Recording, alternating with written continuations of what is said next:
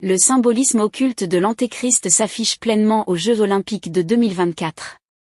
Même le cheval pâle marchant sur l'eau est un symbole clair de l'Antichrist contrefaisant Jésus-Christ marchant sur l'eau. Apocalypse 6 verset 8, je regardais, et voici un cheval pâle. Celui qui le montait s'appelait la mort, et le séjour des morts le suivait. Il leur fut donné pouvoir sur le quart de la terre, pour tuer par l'épée, par la faim, par la mort, et par les bêtes de la terre. Abonne-toi et écoute cet homme de Dieu.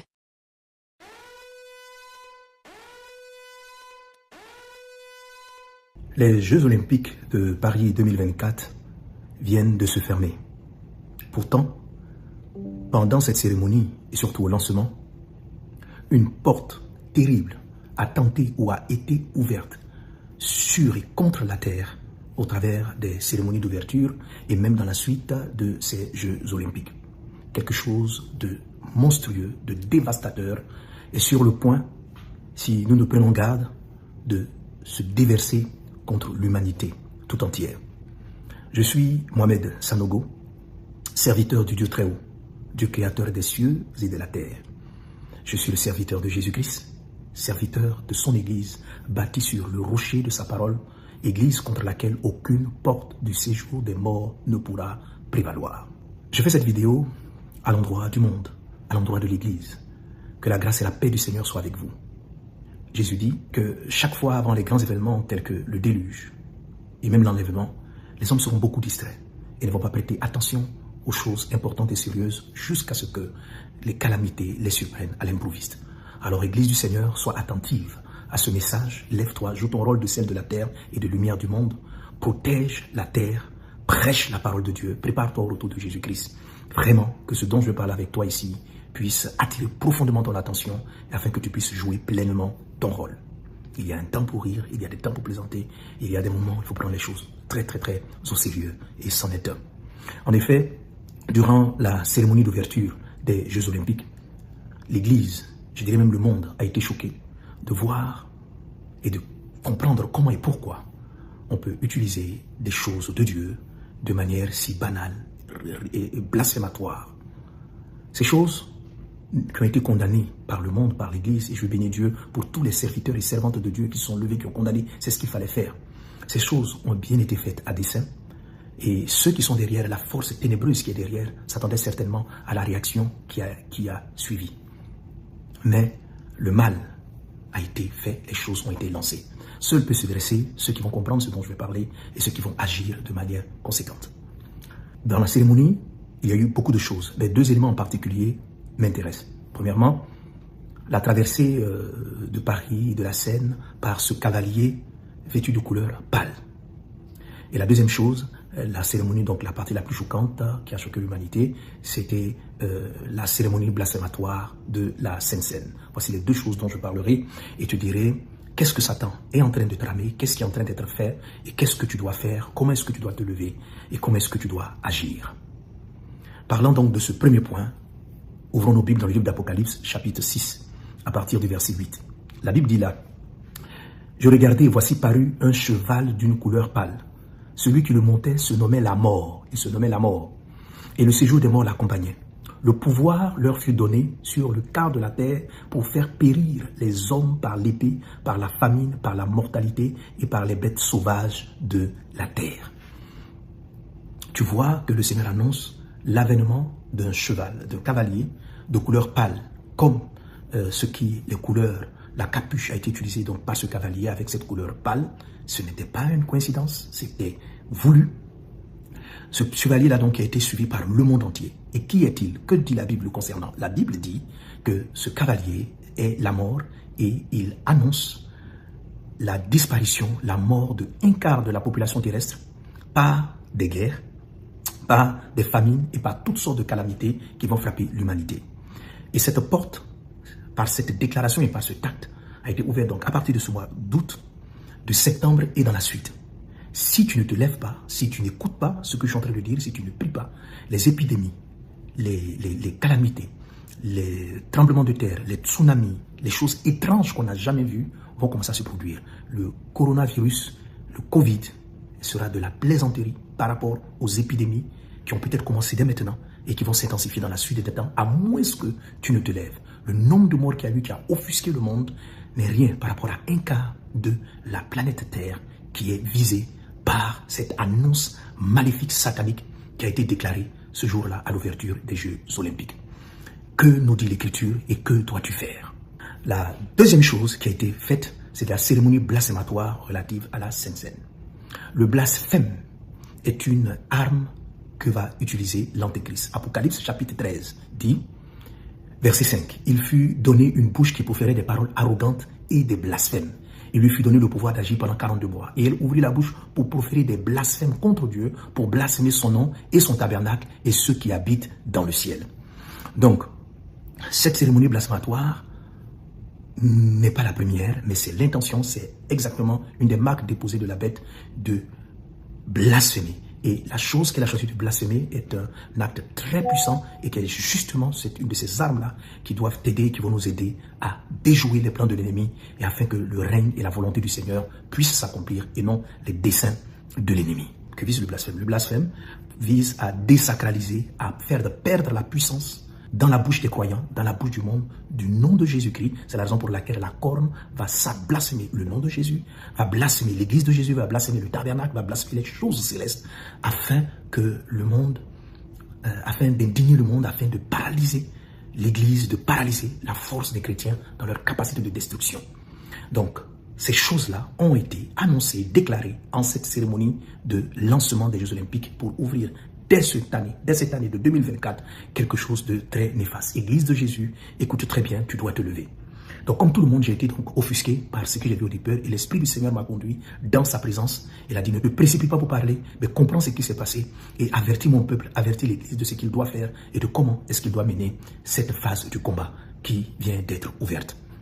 Alors, pour bien comprendre ce qui s'est passé et ce que toi tu dois faire et ce que nous devons faire, il faut comprendre d'abord le sens du prophétique. Et je parle ici de prophétique satanique. Tu te rendras compte dans le livre d'Apocalypse qu'il est parlé du dragon, du faux prophète et de la bête. C'est-à-dire que pour que l'Antéchrist se manifeste, il a besoin de faux prophètes, d'un faux prophète. Pourquoi cela? Tout ce qui se manifeste sur la planète Terre doit être dit. Pour que la lumière soit, pour que les choses que Dieu a créées se manifestent, Dieu a dit et les choses ont été. La vie de Jésus-Christ a été prophétisée, a été annoncée et les choses se sont produites selon les prophéties. Sa naissance, son mode de vie, etc. Sa mort à la croix, sa résurrection ont dû être prophétisées pour que cela se manifeste sur la terre. Cette règle prophétique qui permet la réalisation est tout aussi vraie pour le monde des ténèbres. Satan utilise donc des personnes qu'il donne son esprit pour déclarer afin que les œuvres des ténèbres puissent se manifester sur la terre. Ainsi, en Israël, du temps du roi Akab, du prophète Élie, il y avait des faux prophètes de Baal, d'Astarté, qui, de par leur déclaration et de par leur incantation, ont comme tenu en captivité toute une nation sous les démons de Baal et d'Astarté. Il a fallu que se lève le serviteur de Dieu, le prophète Élie, pour contrecarrer ces prophéties, pour renverser leurs autels et pour rétablir le règne et la gloire de Dieu ici. Et je sais que pendant que je parle, Dieu est en train de susciter des Élie, des Élysées, des hommes et des femmes de Dieu qui sauront prophétiser, déclarer la parole du Seigneur comme il se faut afin d'empêcher l'ennemi d'accomplir et de réaliser ses sombres desseins. Les faux prophètes ici ont été utilisés profondément par le président français actuel, Macron, qui se veut être un faux prophète de l'Antéchrist. Il est celui-là, il y a quelque temps de cela, qui a dit « La bête de l'événement est là ». La bête de l'événement est là. Une phrase qui sortait de nulle part dans une interview, il est en train de répondre. Il est simplement en train d'annoncer, de déclarer, afin que l'Antéchrist puisse pleinement se manifester, jouant un rôle de faux prophète. Il n'a pas seulement fait cela. En mettant dans la Constitution française la légalisation de l'avortement, un acte incompréhensible pour lequel j'ai déjà fait une vidéo d'avertissement, il était ainsi en train de jouer un rôle, selon 2 Rois chapitre 3, de verser le sang des premiers-nés de manière massive. Un autre aspect qui permet la manifestation de puissance de ténèbres pour les faire sortir de l'abîme, c'est du sang. Et le sang, un des sangs les plus puissants, c'est le sang des premiers-nés. Jésus-Christ est le sang de Christ est le sang d'un premier-né. Alors, en quoi est-ce que l'avortement est lié à cela? Il faut savoir que généralement, ce sont les premières grossesses qu'on estime malvenues qui font l'objet d'avortement. Ce sont les plus nombreuses, en tout cas dans les cas d'avortement. Donc, légaliser, mettre cela dans la Constitution. D'abord, c'était déjà quelque chose qui n'était pas interdite en France, mais arriver à mettre cela dans la Constitution veut dire que la France constitutionnalise le fait de sacrifier les premiers-nés. Car pour nous, pour toi qui es chrétien, tu dois savoir qu'une femme enceinte transporte de la vie une personne. Le bébé dans ce ventre, le fœtus dans ce ventre, n'est pas juste une partie de son corps dont elle peut jouir à sa guise. Aucune partie de son corps ne peut être couvée pour donner un homme. Aucune partie. On peut t'enlever les yeux, on va les couver, ça ne va pas donner un homme. Donc tu peux t'enlever les yeux, tu peux t'enlever le bras, il n'y a pas de problème. Mais ce qui est dans ton ventre lorsque tu es enceinte, si tu le mets dans une couveuse, si tu l'enlèves, tu le mets dans une couveuse, il va finir par donner un être vivant. Donc pour nous, un fœtus n'est pas une partie de ton corps, n'est pas une partie du corps de la femme dont elle peut faire ce qu'elle veut. C'est une vie.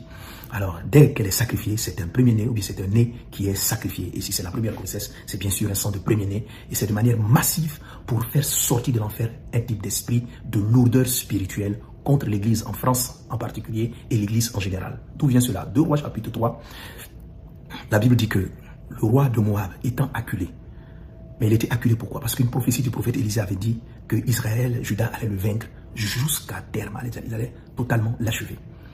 Pour empêcher cette prophétie de se réaliser, ce roi s'est levé, il a pris son fils premier-né et il l'a sacrifié. La Bible dit qu'un esprit d'indignation a rempli Israël et Israël n'a plus la force d'achever la prophétie de Dieu. Sacrifier les premiers-nés a pour objectif de faire perdre à l'Église sa force de prière, sa force et sa capacité d'intervention contre les plans des ténèbres qui sont en train de se dessiner. Je prie donc que tu ne tombes pas dans cette mort spirituelle, que tu te relèves dans la prière, dans l'évangélisation, dans la vie chrétienne saine. Donc, ce sang versé-là a pour but donc d'affaiblir l'Église, de favoriser l'émergence du péché dans l'Église, l'iniquité au sein de l'Église, l'émergence de faux prophètes, de faux docteurs et la confusion spirituelle. Ce sont des choses qui sont en train d'être faites et qu'il a menées et contre lesquelles tu vas te lever et pour lesquelles nous allons avoir la victoire dans le puissant et précieux nom de Jésus-Christ de Nazareth. Donc voilà, quel est son plan? Donc permettre la manifestation de la bête, favoriser la mort, une grande mortalité par toutes sortes de calamités, donc avec le cheval mauve, donc le cheval de la mort, le cavalier de la mort, et l'envoyer cette mort-là sur la terre. Pourquoi? Toi aussi, tu dois utiliser les armes, l'onction que Dieu t'a donnée pour empêcher cela. La Bible déclare que tu es le sel de la terre. La Bible déclare que tu es la lumière du monde en tant que chrétien. En tant que sel, tu es celui-là. Parce que le sel sert à ralentir ou empêcher la putréfaction aussi des aliments. Pas seulement leur donner du goût, mais empêcher cela. Tu es celui et tu as en toi la grâce et l'onction de Dieu pour stopper cela. Pourquoi? Quelqu'un est en train de me dire peut-être, mais pasteur, si la Bible a annoncé, cela ne doit-il pas arriver? En effet, tout ce que Dieu a dit et l'avènement de ce cavalier va se produire, mais dans le temps de Dieu. Il faut savoir que chaque fois que Satan vient dire même une prophétie que Dieu a dite, elle n'est pas faite pour s'accomplir comme Dieu l'a dite, elle est faite pour être corrompue, pour séduire. Lorsque Satan répète une chose que Dieu a voulu dire, c'est à dessein de corrompre et d'empêcher le plan de Dieu de se réaliser. Et c'est ce qu'il a fait. Il utilise Dieu a-t-il réellement dit.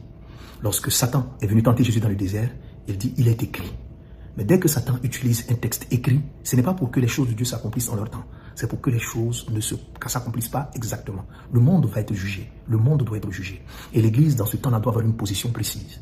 Lorsque le diable, par les faux prophètes, tels que le président Macron, viennent annoncer par ces cérémonies, ces choses-là, quelque chose de très anormal, de très corrompu, doit se passer. Et ça ne doit pas être ainsi. Tu ne dois jamais accepter de composer avec. Les choses arrivent selon les prophéties dites selon Dieu, par les prophètes de Dieu, annoncées par les prophètes de Dieu, dans le temps elles doivent arriver, et non prophétisées, annoncées par les prophètes de Satan. Car lorsque Satan parle, ce n'est pas pour réaliser les desseins de Dieu, c'est pour réaliser d'autres desseins. Ok? Le monde va être jugé. Apocalypse chapitre 6 verset 8 va s'accomplira dans le temps que Dieu a prévu. Satan a prévu tuer Jésus avant le temps marqué.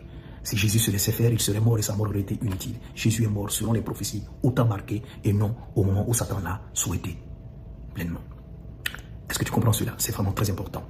Alors, voilà un peu ce qu'il vise. Et dès cet instant, déjà, dans l'atmosphère, ces esprits-là sont en train d'être libérés par cette fausse prophétie de la mort avec un quart de la planète Terre qui est en danger. Et seul élément capable d'arrêter cela, c'est le nom puissant de Jésus-Christ de Nazareth et le sang de Jésus. Raison pour laquelle c'est la Sainte Seine qui a été attaquée, blasphémée la Sainte Seine, car la Sainte Seine présente le sang de Jésus, la Sainte Seine présente le corps de Christ. Apocalypse nous dit, ils l'ont vaincu par le sang de l'agneau et par la parole de leur témoignage. Ils l'ont vaincu par le sang de l'agneau et par la parole de leur témoignage. Alors maintenant, qu'est-ce que tu dois faire, peuple de Dieu? Qu'est-ce que tu dois faire? La première des choses, vraiment, n'aie pas peur.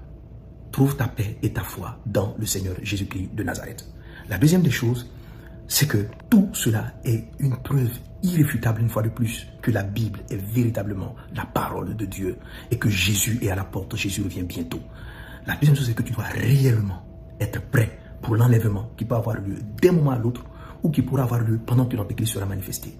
Ne dis pas que nous allons partir avant.